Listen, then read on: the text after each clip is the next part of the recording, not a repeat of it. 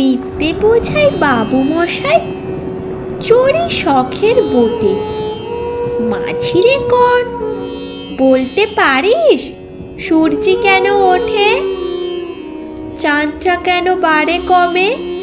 জোয়ার কেন আসে? বৃদ্ধ মাঝি অবাক হয়ে ফেল ফেলিয়ে হাসে।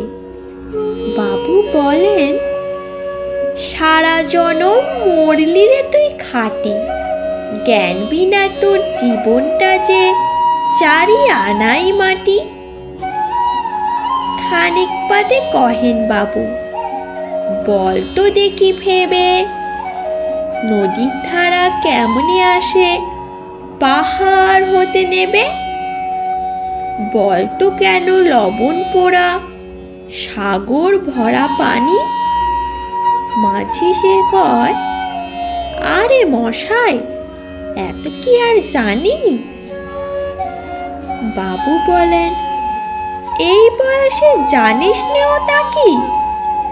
জীবনটা তোর নেহাত খেলো, অষ্ট আনাই ফাঁকি।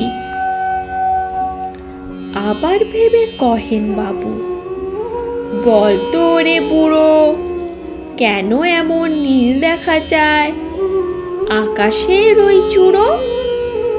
বল তো দেখি সূর্য চাঁদে গ্রহণ কেন লাগে? বৃদ্ধ বলে, আমায় কেন লজ্জা দেছেন হেন?